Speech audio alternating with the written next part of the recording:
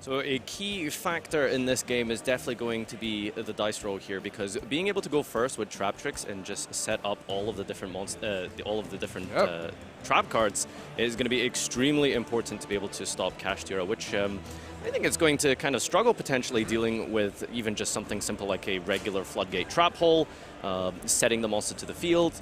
You know, it's a lot to contend with when you just have your own booked monster here. And this is one of the best openings you could hope for in TrapTrix. Just any monster plus Shade Brigandine. This allows you to trigger the effect of Sarah, allowing you to special summon from your deck a TrapTrix monster. Now, as well, because of the fact that Mermelio, which it looks like what he might be going for here, actually he's going for the new one. Yeah. Vesiculo? Yeah, so, Vesiculo, right? Yeah. By being able to trigger the effect of a trap card and a TrapTrix monster simultaneously on the same turn, you're able to benefit from both effects of Sarah. So this should be able to get another trap card from the deck as well. Yeah, here you go for the XYZ summon of Pinguicula, and I think this is one of the main reasons why the deck is so consistent, right? Just with a couple of cards you just put up on the field a lot of pressure to your opponent, and I guess also the deck, as you mentioned before, can allow to play, I mean, a lot of different resources, such as his main decking 3 copies of Nibiru's as well, which might be very helpful in this matchup, also evenly matched. So it's and spoiler warning, he has drawn into 2 copies of Nibiru, so he does have that option for him. So now he is gonna go for, again, pretty much the Shade Brigandine of the deck, which, as you can see here, is the new TrapTrix. Yeah. This is very good because basically this can be used in the same turn the card was set. So basically it's another extender. And yeah, what a turn here from as I mentioned, this deck might look like a trap deck, but as you can see here, he ended with no traps face down actually, but with just a lot of XYZ monsters and the option of the Redoer, which is extremely nice because, as you can see, he always makes it with the trap, meaning it's essentially a Phoenix Wing Wing Blast in form of XYZ monster. Let's see here if Shawn will be happy with this, but he starts things off with an Infinite Impermanence on the Time Thief Redoer, which is already something to start things with.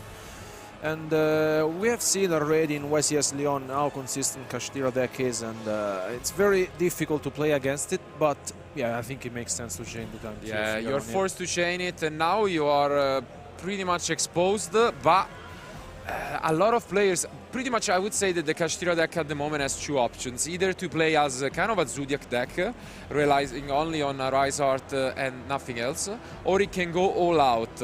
And the reason is pretty much about Nibiru. Yeah. And Ben is maining it, and I don't think you expect it, especially in TrapTrix. So that might be a factor in this game 1. Let's see. So the issue with Nibiru, of course, as you mentioned, is an extremely powerful card to counter the Kashtira deck.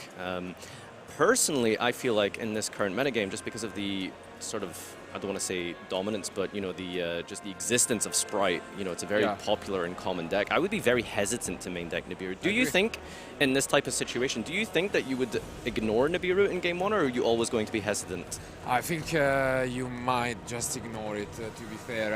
At the same time, I gotta say, TrapTrix is not the most popular deck. But I was just, you know, roaming around, looking some of the deck profiles that have been released in the past weeks, and some of the most successful TrapTrix did main Nibiru. So if Shawn did his homeworks, maybe he knows that Nibiru might be there, especially when your opponent is playing TrapTrix and he doesn't set anything and he has 3 cards in his hand. Like, you could expect multiple monsters or at least, you know, Ash Blossom, something like that. So, but in general, I would say you just ignore Nibiru game 1. So I think it's an extremely powerful deck going first, with be able to just use these 2-card combos to set up a lot of trap cards. Unfortunately, we didn't draw that many here, but you know, we had the disruption, the effect of the Redoer. We were completely set up for the next turn. We have our protection, but I suppose one of the biggest key main weaknesses of the TrapTrix decks is definitely going to be going second. So that's why I think opting to main deck those answers, those really powerful field removing options with the evenly matched and the Nibiru. Yeah, and the evenly matched is really good in general, of course, but in this deck it's better than in others because, as we saw with the TrapTrix new trap card, you need to discard the trap, so you can just discard the evenly and it's not going to be a dead card going first, for example. Still decent amount of synergy there, yeah. It works quite well. All right, so Theosis is going for the Scareclaw.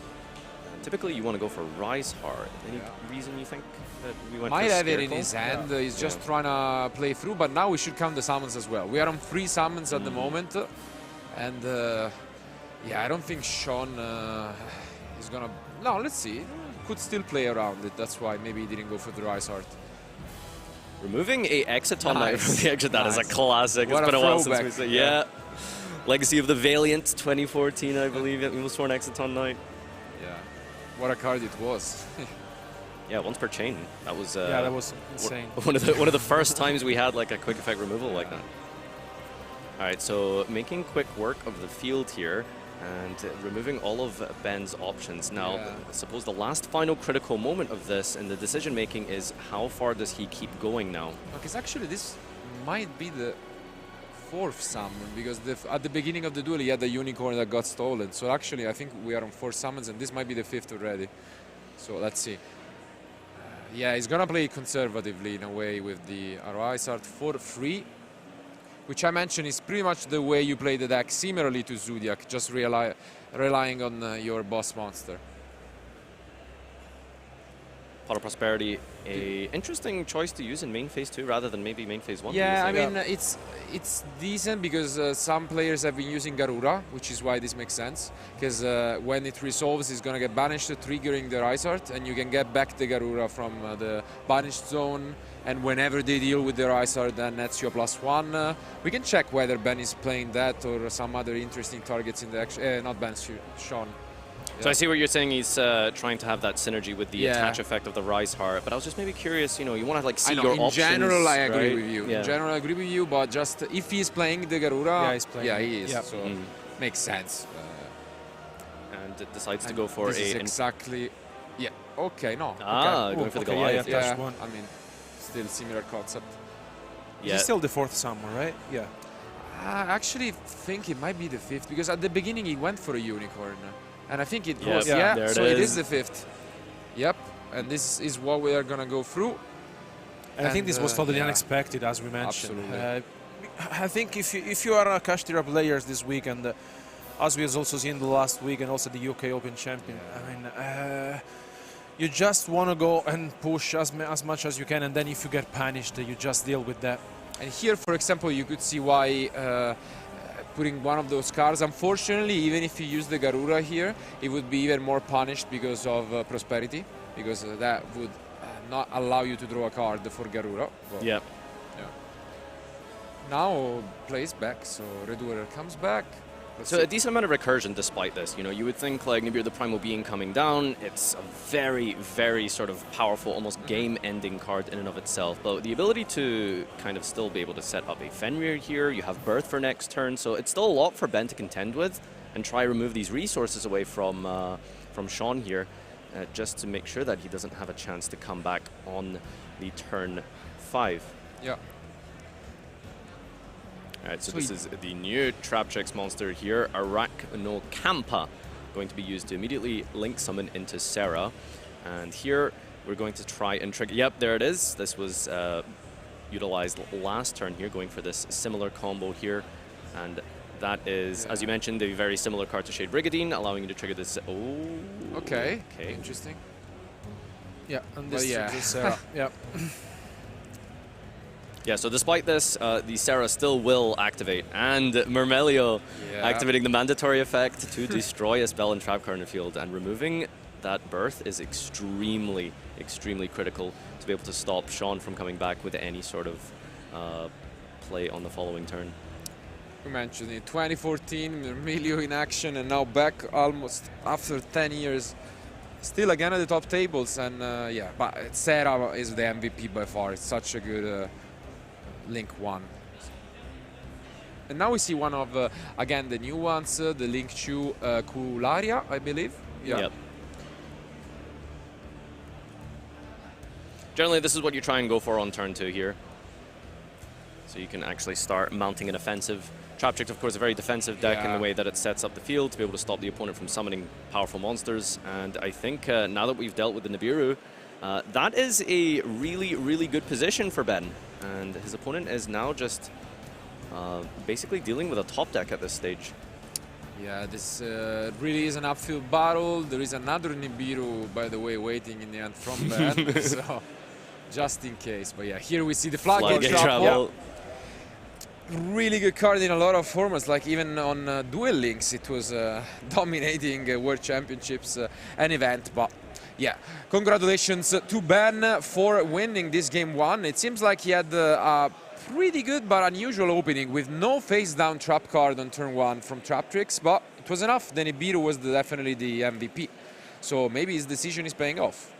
I think going first there, like I mentioned, is extremely important, you know, being able to set up those TrapTrix cards. But despite that, he didn't actually have access to too many of those trap cards, did he? No, but the thing is that, I mean, the Nibiru was the game changer. Because you don't really expect people to play Nibiru in the main deck, and then if they have it, you just get punished and deal with that. Honestly, I think that the TrapTrix decks, as we mentioned, I think it's very consistent. Because basically with just a couple of cards, he was able to come back, not only once, but then, you know, put pressure and deal, basically clear the entire field.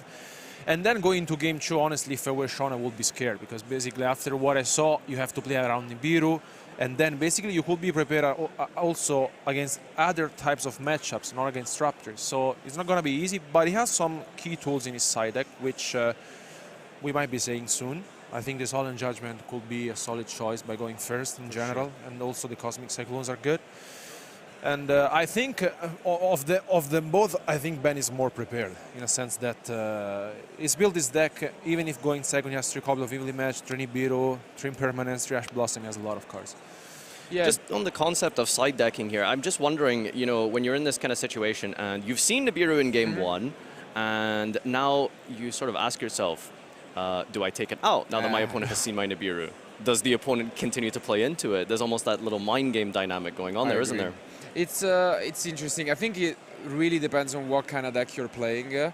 On the one hand, I like it in these kind of trap heavy decks because usually you're able to deal with just the Arise Art alone. So maybe that's kind of a mind game. It's like your opponent wants to go all out and maybe locks even your spell and trap zone instead of the monster zone. But then if you're playing free evenly and free Nibiru, you know, maybe even Lava Golems in the side deck, Sphere Mode, whatever, these kind of cards, obviously it's very tricky for your opponent. And it doesn't surprise me that most of Ben's side deck is for going second. So let's see how it goes. Maybe we could even be surprised and Shawn makes Ben go first. Let's see.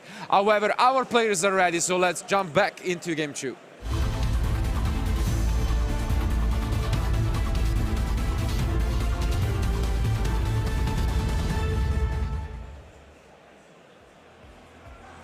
So as mentioned here, Shawn is going to have the opportunity to choose whether to go first or second. Very likely you want to go first, and we can see his opening hand. But the Nibiru is back, baby, and alongside an Impermanence, so... Was that just a pass? Wow! Did he pass? Yeah, it just passed. Brutal. Yeah, wow. that's really, really rough. He does have Feather Duster, but yeah, completely bricked. He has a Ghost Mourner, which could be nice to slow things down, but a brick is brutal at this point. Well, I must say that that is obviously not an ideal situation you want to be in. However, TrapTrix not particularly known for its ability to end the game so fast. Yeah. But I think you're always just going to be scared here that we're going to have a lot of ways to set up. This is a very good Mourner on this Sarah, isn't it? Absolutely. Mourner, yeah, interesting option. We have seen it very popular in Kashtira instead of card like Veiler, mainly because it's a level 3 tuner, so you can normal summon it to make Baron really easily, and it's a decent card, I agree. I wonder if you miss that era and this period of Yu-Gi-Oh! Where your hand traps were tuners that you could either use as disruption or normal summon to the field and combine for some combo plays. Those were the days. Especially Goki. Goki was on top of my mind, I remember. Yeah. Not only because of tuners, but because they were level 3 for some XYZ plays. So yeah. And like Saber Invoker. Yeah, exactly. The boy. All right, a couple of options going second. Sometimes I've seen a couple of TrapTrix players play Utopia double with double or nothing to be able to deal 8,000 damage when your opponent has a monster on the field with at least, or at the most, 2,000 attack. That has been a common strategy of TrapTrix, but not really something that I think they've been doing post-structure deck era. He's just attacking, it seems like, and might go for Redoer again or some XYZ play, let's see. I think Redoer is particularly powerful when you can combine it with a trap card as a material here, but I think good old Rafflesia is extremely good. Rafflesia being able to get any trap card from the deck, Akanchi, But what Ben doesn't know is that Shawn has the Arpes Feather Duster in hand. So if there is a solid top deck, this could change everything. Because I saw there was a Theosis in the end. Yeah, I think he's missing one piece. But no, he I think drew the Big Bang, that's brutal. Oh my. Yeah, still gonna go for the Feather Duster. This is going to be a little bit odd without any follow-up. I'm hoping there's something that he can do. Yeah. Despite this. Because otherwise we might have a quick one. Because now, as mentioned, you get a +1, actually a +2 potentially. So. Yeah, so the TrapTrix Sarah, because a trap card was activated, as mentioned, she's going to be able to activate and special summon a TrapTrix monster from the deck. And that's a Myrmilio. And because of the fact that, again, mentioned the mandatory effect of Myrmilio activating to destroy a spell and trap card on the field triggers the secondary effect of TrapTrix Sarah, which then gets you a new trap card. Now, the disadvantage, you can't use it on the turn it's set. Yep. So if there's any way for Shawn to play here, then he should be able to try. He did draw it to the Defender. But I don't think this is enough. Here. You get the floodgate trap wall, and Shawn is pretty much stuck at this point. I mean, as you mentioned, Ben, former national champion, you can really see it. He's super comfortable with the deck, not even thinking that much. He knows what he wants to go for. And yeah, here it's a piece of cake, I think, to just end this duel. A wealth of experience with Ben Sherman, and I suppose it also comes down with the deck building as well, you know, being able to use those Nibiru's in the main deck, deciding that that was the optimal way to build this deck, especially going into not quite a dominant Kashtira format, but obviously popular nonetheless. And now he's trying to find a path to game here to be able to close this one out. So, I mean, Floodgate Trap Hole, absolutely incredible card. You may remember this from particularly at the beginning of Master 04, when you would activate this on a monster in the extra monster zone. That was that's very detrimental. A way to shut down everything in Zodiac format. Yep. New Floodgate Trap Hole acquired here, should he not be able to end out the game. And this might is be impressive. Again, we mentioned it, this is kind of a trap deck, but I don't think Ben likes this definition. You can really see it. Both games he had more monsters than traps, to be fair, and there you see it. Fist bomb, and it is burn. Ooh, takes it, 2-0. What a match, and what a convincing show of dominance from Ben. I mean, not much we can say. As mentioned, this might be a deck that not many people are familiar with. It was, again, released quite recently from the structure deck, but I think it's convincing. Yeah, I think even despite the fact that he didn't really open all of those like set 5 typical standard thing you would expect from a trap deck, he was still able to completely dominate and control that game. No, but I really like that, especially starting things off with the Purica itself and then putting up the link, the Sarah on the field. It's just puts you so far ahead in the game, and I think he showed us how powerful the deck is, and also how it counters the Kashtira deck, which might be one of the top pick deck of this weekend. So maybe we'll see. I mean, there are a few trap decks, and we mentioned how plenty of times Alberto is a fan in general of trap decks, except when he has to name them for a quiz. But, what do you think in general of this kind of strategy? Are you a fan? Are you more of the combo-oriented player, if those even exist, you know? Yeah, I mean, you know, milling and special summoning is obviously going to be something a little bit more enjoyable that I partake in, I think. But I think the most important and critical thing here with the TrapTrix deck is that Rise Heart is such a polarizing monster this format. And the sort of banish continuous macrocosmos effect, not that relevant against TrapTrix, is it? No, indeed. I mean, also, we saw only one time the Rise Heart being summoned, and then, you know, the Nibiru was there. Yep. But I think what the deck really does is having all these trap cards in your deck to stop one single play of your opponent, because of course Kashtira relies on, you know, having the monsters on the field. So all these TrapTrix effects, I mean, in the end paid off. And I mean, still, this is the third round, a lot of rounds to go yet. And I like Ben's approach, though, of the deck. I mean, if he goes second, he has a lot of options. And as we saw, I think, in my opinion, the deck is built to go second in general, also by looking at his side deck.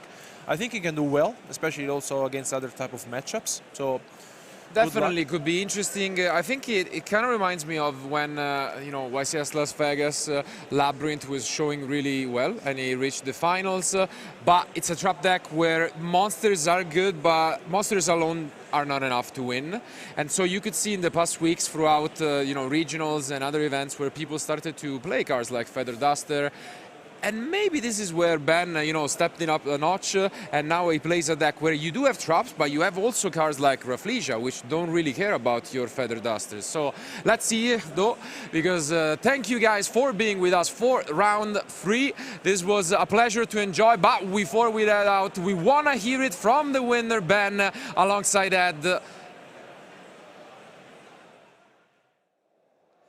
Thank you very much, Marcello. Yes, I am joined by Ben Sherman, who's just won that with his TrapTrix deck, our round 3 feature match, the fist there. So like we said in the intro, you're the 2014 UK national champion, and here you are, almost 10 years later, working your way through YCS London. How are you feeling? I'm feeling okay, just trying it out. So every deck's really weird right now. There's no clear best deck, so just play what you find fun. Absolutely. So obviously you were up against Kashtira, which is quite a dominant and slightly feared deck by some people. No, not at all. God, you just handled that with confidence. So we're going to go through some of these matches, but obviously you just shook your head at me there, which means you're not too worried about it. Were you actually pretty confident the second you realized it was Kashtira? Yeah, so I played Kashtira up until a couple of weeks ago, so I knew like the ins and outs of the deck.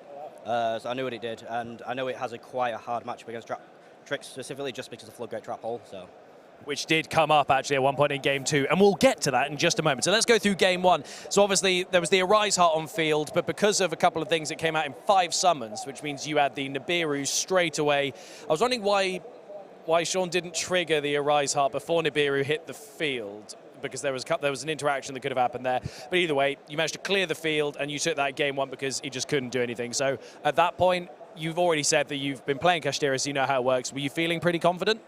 Oh yeah, definitely. So I decided on playing Nibiru. It's a bit of a meta call because the scenario's weird. The game, people make a Rise Out and 4 summons usually, but playing into a board, you can just usually end on Serra and Redoer.